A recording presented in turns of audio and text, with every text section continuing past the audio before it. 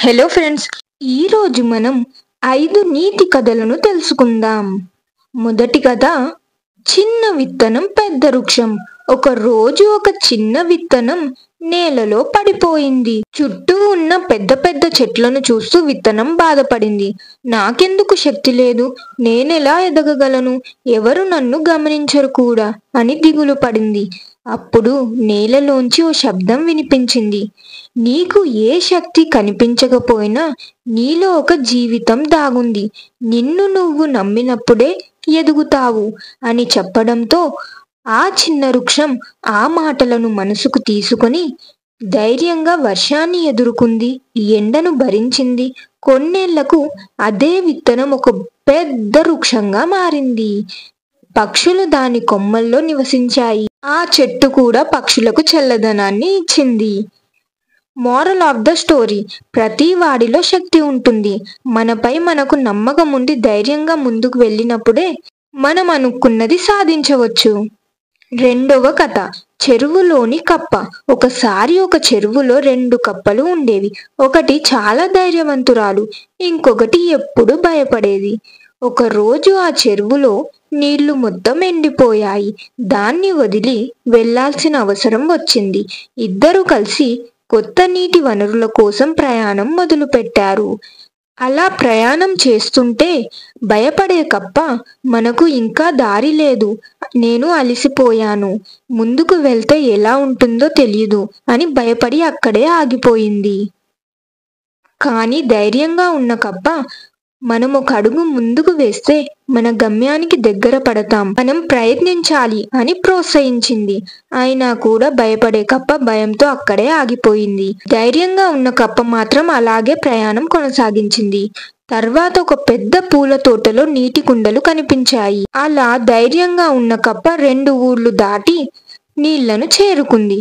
కానీ భయపడిన కప్ప మాత్రం మధ్యలోనే ఆగిపోయింది.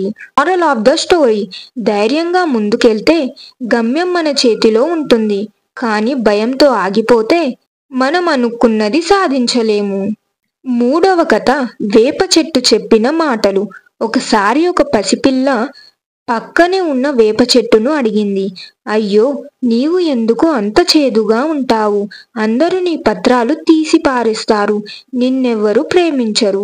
అప్పుడు వేప చెట్టు నవ్వుతూ చెప్పింది, నన్ను ఇప్పుడు తిట్టినా సరే నా చేదు ఆకులు ఎన్నో మందులకు ఉపయోగపడతాయి. నా నీరు ఎన్నో వ్యాధుల్ని పోగొడుతుంది. నా పైన ప్రేమ ఉండకపోయినా నా వల్ల చాలా మందికి ప్రయోజనం ఉంటే చాలు అని అంటుంది ఆ వేప చెట్టు. కొంతకాలానికి ఆ పాపకు జ్వరం వస్తుంది. దవాఖానాలో డాక్టర్ వేపాకుల కషాయం తాగించండి అని చెప్పారు. అప్పుడు ఆ చిన్న పాపకు వేప చెట్టు చెప్పిన మాటలు గుర్తొచ్చాయి.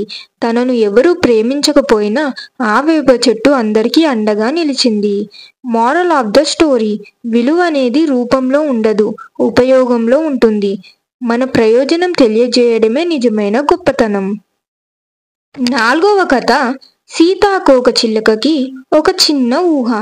ఒక చిన్న సీతాకోకచిలుక తన పక్షుల మిత్రులను చూసింది. ఎగిరిపోతుంటే వాళ్ళు చాలా ఎత్తుకెళ్లారు. సీతాకోకచిలుక తన రెక్కల్ని చూసుకుంది. నాకు ఎక్కడికి ఎగరడం రాదు, నేను చిన్నదానిని అని బాధపడింది. ఒకరోజు సీతాకోకచిలుక గాలిలో తేలుతూ ఒక చిన్న పూల తోటకి చేరింది.